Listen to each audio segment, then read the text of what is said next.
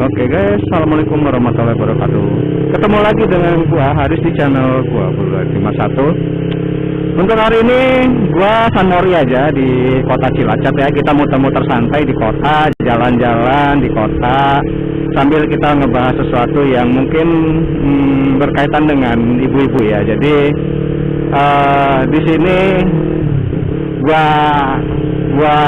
kontenin itu adalah ibu-ibu itu berkendara itu banyak yang sembrono. Kenapa gitu kan? Tapi jangan salah paham dulu dengan kata itu, karena ada kata kenapa di situ. Jadi ibu-ibu itu banyak yang sembrono, bukan berarti ini ibu-ibu doang yang sembrono, karena bapak-bapak juga banyak yang sembrono. Cuman sepertinya kalau kata ibu-ibu ini di masyarakat itu sudah image-nya melekat sekali gitu loh dengan sembrono. Cuma kali ini gua akan coba mengupas adalah penyebabnya gitu loh. Penyebabnya mereka kenapa bisa sembrono seperti itu, dan nggak no judge di sini. Gua nggak mengejudge ibu-ibu itu sembrono atau gimana. Cuma kita akan coba memahami ya mereka melakukan seperti itu dan apa yang sebaiknya kita lakukan gitu. Jadi berkaitan dengan ibu-ibu ini adalah secara gua lihat ya, secara fisikly, dan setelah gua pelajari dari segi teknis dan dengan juga segi psikologi, mungkin kita akan paling gampang itu secara teknisnya dulu ya. Jadi ibu-ibu ini kebanyakan juga nggak cuma ibu-ibu doang, mereka mengendari motor gitu, tapi mereka belum mahir gitu membawa motornya. Run. Gitu kan. Jadi mereka belum mahir membawa motor dan mereka memaksakan untuk membawa motor gitu kan. Dan itu wajar. Kenapa? Karena biasanya mayoritas wanita itu lebih sulit untuk belajar kendaraan dibanding dengan laki-laki. Kenapa? Nanti gue bahas setelah ini yang di secara psikologinya. Yang kedua adalah mungkin mereka ibu-ibu itu juga naik motor, yang bisa naik motor itu udah main naik motor aja, tapi mereka nggak memahami peraturan lalu lintas yang berlaku di jalanan. Berkendara itu seperti apa, kenapa harus taat lalu lintas gitu kan. Mereka nggak berpikir berbahayanya jika mereka tidak menaati peraturan lalu lintas gitu kan. Yaudah akhirnya yaudah jalan-jalan aja.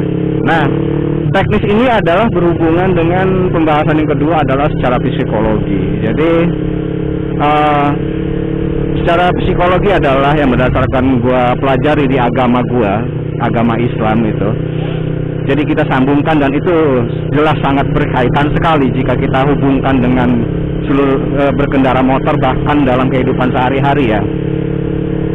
Kita pasti tahu laki-laki itu cenderung menggunakan logikanya dan wanita itu cenderung lebih menggunakan perasaannya dalam berpikir ya kan.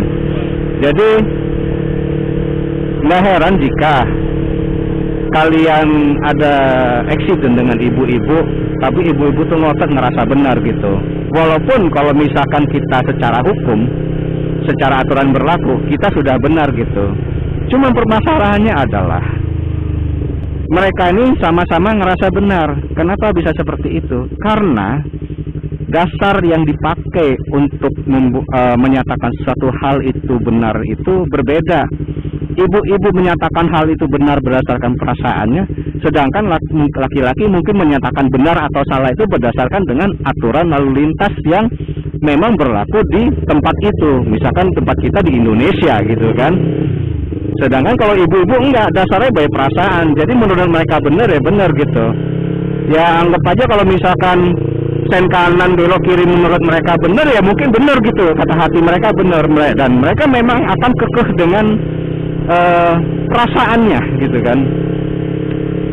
Terus ada juga faktor panik ya, panik gitu. Jadi karena wanita ini cenderung lebih menggunakan perasaannya, mereka berkendara itu cenderung lebih panik gitu dalam berkendara. Nah, penyebab panik ini bisa menyebabkan kecelakaan,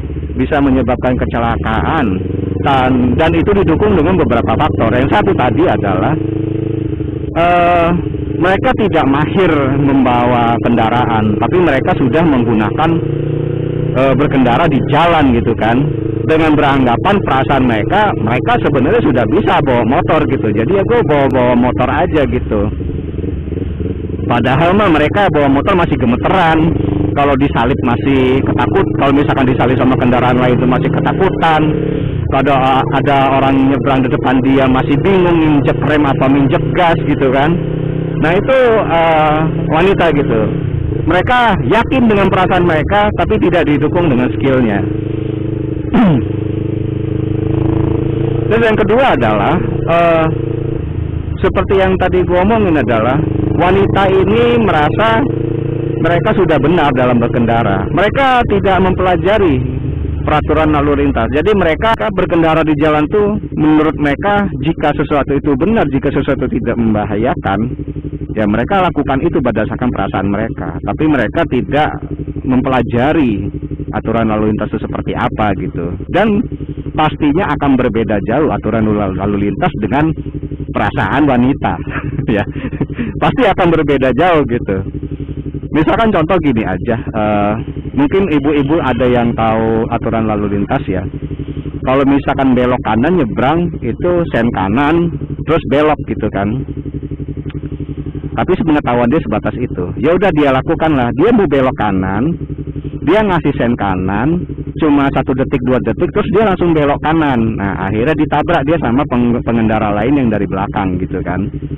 Nah menurut perasaan ibu-ibu yang nyebrang ini, yang ngasih sen kanan ini, mereka benar. Karena aturan lalu lintas adalah kalau mau belok kanan ya sen kanan gitu. Sedangkan kayak yang nabrak ini bilang ibu ngasih sen mendadak. Iya ngasih sen mendadak, tapi ibu ngasih sen langsung belok. Ya saya nabrak dong gitu kan segala macem. Tapi ibu ini kekeh gitu. Lah kan aturan lalu lintasnya begitu gitu. Padahal aturan lalu lintas benar adalah lampu sen itu kan minimal 10 meter sebelum kita belok ya kan. Kalau misalkan kecepatan lebih tinggi bisa 20-30 meter, kita harus ngasih isyarat belok, baru kita belok gitu kan. Karena berkaitan dengan kecepatan dan respon kesiapan pengendara yang ada di belakang dan di lawan arah kita gitu. Nah ibu-ibu tuh nggak akan sampai ke situ gitu loh. Kenapa?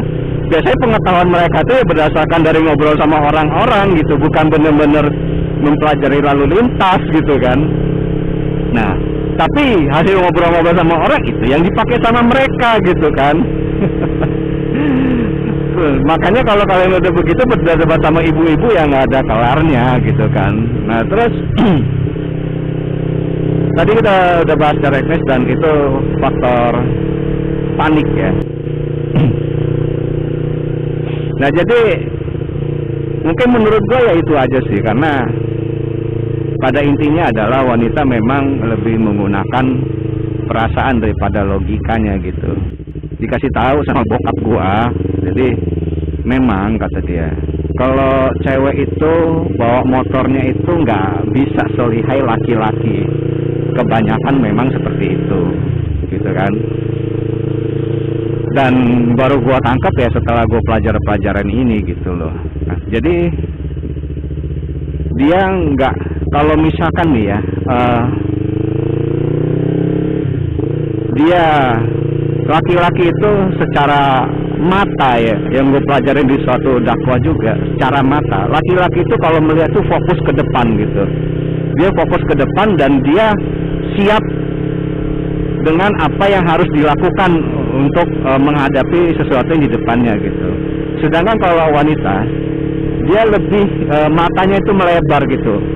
Dia lebih khawatir, dia lebih was-was dengan kanan kirinya gitu. Makanya kadang-kadang ada ibu-ibu disalip gitu, kaget dia gitu kan. Ada ibu-ibu gitu, kita papasan sama dia gitu kan, lawan arah gitu, padahal masih jauh, tapi dia ngelakson gitu kan, karena ketakutan. Ya itu, karena dia tipe matanya ngelebar dan dia panik gitu kan, karena dia pakai perasaan dia. Kalau di jalan kita udah pakai perasaan, di jalan pakai perasaan, akhirnya kita takut, kita panik, kita nggak akan bisa konsentrasi gitu loh.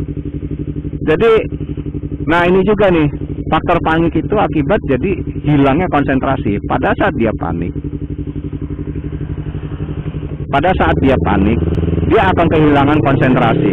Dan pada saat dia kehilangan konsentrasi, yang dia lakukan itu sudah ngeblank gitu. Ngeblank gitu. Tahu-tahu belok aja. Gitu kan. Tahu-tahu jalan-jalan aja. Kan sering kejadian gitu kan.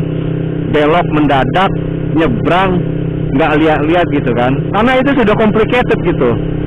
Udah campur mungkin dia nggak bisa bawa motor, ditambah gara-gara nggak bawa motor dia panik, gara-gara panik dia hilang konsentrasi, akhirnya dia melakukan sesuatu yang sembrono, yang mencelakakan orang lain seperti itu.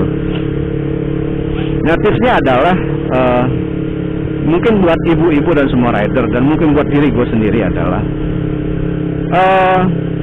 sebelum kita menggunakan jalan, kita harus tahu dan harus bisa berkendara dengan baik dan menjadi pengguna jalan yang baik gitu.